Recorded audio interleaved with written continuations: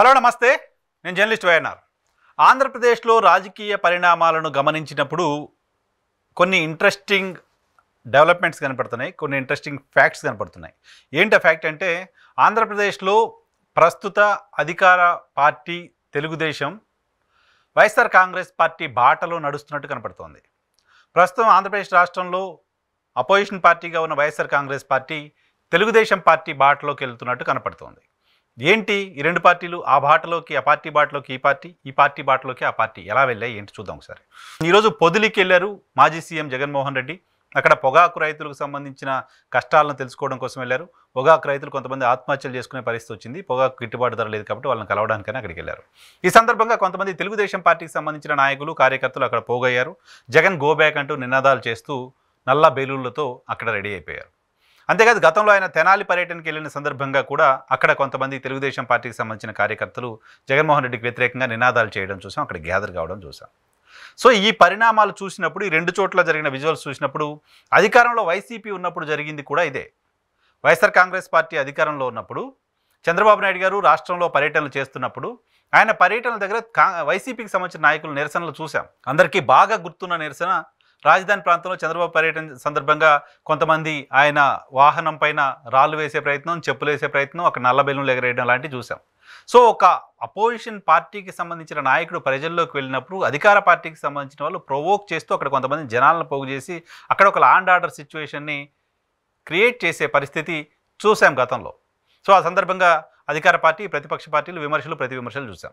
ఇక పొంగనూరులో జరిగిన ఇన్సిడెంట్ రాష్ట్ర ప్రజలకు మరింతగా గుర్తుంది. పొంగనూరులో చంద్రబాబు పర్యటన సందర్భంగా ప్రాజెక్టులకు సంబంధించిన బాట ఆయన పట్టిన సందర్భంగా అక్కడ వైఎస్ఆర్ కాంగ్రెస్ పార్టీకి సంబంధించిన నాయకులు ర్యాలీలు తీయడం, నిరసన ర్యాలీలు చేయడం, చంద్రబాబు పర్యటన జరుగుతున్న ప్రాంతంలోనే వీళ్ళు కూడా నిరసన కార్యక్రమాలకు శ్రీకారం చుట్టడం, ఆ తర్వాత అక్కడ జరిగిన ఘర్షణలు, అక్కడ ఒక కానిస్టేబుల్ కన్నుపోవడం, చాలా పెద్ద ఎత్తున అనేక వందల మంది మీద కేసులు, రకరకాల ఇష్యూస్, ఇవన్నీ కూడా చూసాం.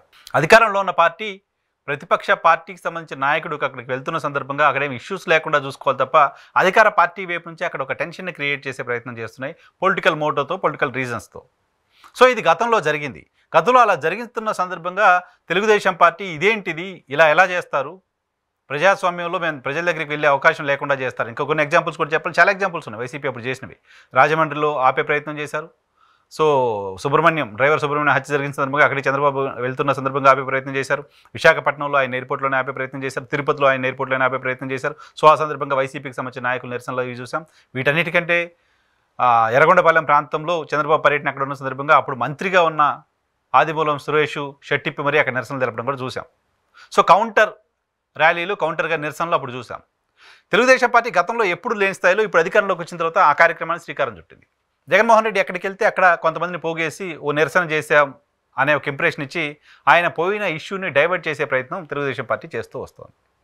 సో గతంలో వైఎస్ఆర్ కాంగ్రెస్ పార్టీ ఏం చేసిందో ఇప్పుడు తెలుగుదేశం పార్టీ కూడా అదే చేస్తూ వస్తుంది. వైఎస్ఆర్ కాంగ్రెస్ పార్టీ బాటలోనే, వైఎస్ఆర్ కాంగ్రెస్ పార్టీ నడిచిన దారిలోనే తెలుగుదేశం పార్టీ కూడా వెళ్ళే ప్రయత్నం చేస్తోంది.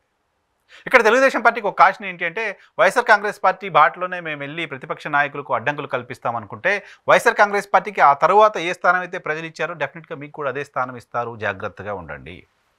ఓ సలహా ఉచితంగా ఫ్రీగా పడేస్తున్నాం. సలహా చెప్పడమే కాస్ట్ కాదు కాబట్టి చెప్పేద్దాం, వాళ్ళకి కళ్ళ ముందు కనపడుతున్న ఫ్యాక్ట్ కాబట్టి. ఇక YSR Congress party point of వ్యూలో వైఎస్ఆర్ కాంగ్రెస్ పార్టీ ఎక్కడ తెలుగుదేశం పార్టీ బాటలోకి వచ్చింది అంటే, వైఎస్ఆర్ కాంగ్రెస్ పార్టీ పదే మాట్లాడుతుంది. వైఎస్ఆర్ కాంగ్రెస్ పార్టీకి సంబంధించిన అధినేత జగన్మోహన్ రెడ్డి పదే మాట్లాడుతూ వస్తున్న మాట, మేము అధికారంలోకి రాగానే మీ సంగతి చూస్తాం, మేము అధికారంలో రాగానే మీ అందరి పేర్లు రాసుకున్నాం, ఒక్కొక్కరిని సప్త సముద్రాల అవతలన్నా తీసుకొచ్చి శిక్షిస్తాం. ఈ స్టేట్మెంట్స్ గడిచిన 5 ఏళ్ళు మనం తెలుగుదేశం పార్టీకి సంబంధించిన నాయకుల దగ్గర నుంచి విన్నాం. తెలుగుదేశం పార్టీకి సంబంధించిన నాయకులు రెడ్ బుక్ అనో ఇంకో పేరు, రెడ్ బుక్ అనే పేరు పెట్టడానికంటే ముందు కూడా మేము అధికారంలోకి వచ్చిన తర్వాత మీ సంగతి చూస్తాం, మిమ్మల్ని అది చేస్తాం, మిమ్మల్ని ఇది చేస్తాం అంటూ చంద్రబాబు నాయుడు గారు మాట్లాడడం చూసాం. తెలుగుదేశం పార్టీకి సంబంధించిన నాయకులు మాట్లాడడం చూసాం. నారా లోకేష్ గారు మాట్లాడడం చూసాం. వీళ్ళంతా కూడా ఈ రకమైన క్యాంపెయిన్ 5 ఏళ్ల కాలంలో చేస్తూ వచ్చారు. వైసీపీ నాయకులందరి సంగతి చూస్తాం, జైల్లో పెడతాం, ఈ అధికారులందరి సంగతి చూస్తాం, జైల్లో పెడతాం, ఈ తరహా కామెంట్స్ చేస్తూ వచ్చారు. ఇప్పుడు exactly same comments YSR Congress party దగ్గర నుంచి వింటున్నాం మనం. సేమ్ కామెంట్స్ వైఎస్ఆర్ కాంగ్రెస్ పార్టీకి సంబంధించిన నాయకులు చేస్తున్నారు. మీ సంగతి చూస్తాం, మేము అధికారంలోకి వస్తే ఏం చేస్తాం, ఏం చెయ్యం, ఎవరిని ఎలా చేస్తాం, ఎవరిని ఎలా అరెస్టులు చేస్తాం, ఇవన్నీ కూడా చూస్తున్నారు. సో ఇప్పుడు వైసీపీ బాటలో వెళ్ళడం ద్వారా తెలుగుదేశం పార్టీకి నష్టం జరగబోతోంది. వైసీపీ తెలుగుదేశం పార్టీలో బాటలోకి వెళ్ళడం ద్వారా కూడా తెలుగుదేశం పార్టీకే నష్టం జరగబోతోంది. ఎలా అంటే వైసీపీ బాటలో తెలుగుదేశం పార్టీ పయనిస్తూ పోతే అధికారానికి దూరం అయ్యే ప్రమాదం చాలా వేగంగా మీ దగ్గరికి వస్తుంది. వైసీపీని మీ బాటలోకి తెచ్చుకుంటున్నారు. మేము అధికారంలోకి వచ్చిన తర్వాత ఏదో చేస్తామనే వార్నింగ్లకు వైసీపీ వెళ్తోంది.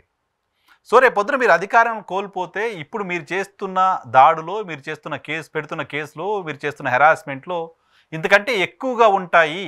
అది తెలుగుదేశం పార్టీకి ఇబ్బందిని కలిగించబోతున్నాయి. మళ్ళీ ఎన్నికలు వస్తే ఎవరు గెలుస్తారు ఏంటి, ఇంకా 4 ఏళ్ళ సమయం ఉంది కాబట్టి ఇప్పుడే మనం ప్రెడిక్ట్ చేయలేం. కానీ గతంలో ఇలా వార్నింగ్ ఇచ్చిన పార్టీ ఇప్పుడు అధికారంలోకి వచ్చింది. గతంలో అలా నిరసన తెలిపిన పార్టీ అధికారాన్ని కోల్పోయింది. ఇప్పుడు అధికారాన్ని కోల్పోయిన పార్టీ మళ్ళీ వార్నింగ్లు ఇస్తోంది. ఇప్పుడు అధికారంలోకి వచ్చిన పార్టీ మళ్ళీ ప్రతిపక్ష పార్టీ కార్యక్రమాల దగ్గర నిరసన తెలుపుతుంది. కాబట్టి భవిష్యత్తు ఎలా ఉంటుంది అనేది ఈ 2 పార్టీలు ఆలోచించుకోవాలి. ప్రధానంగా అధికారంలో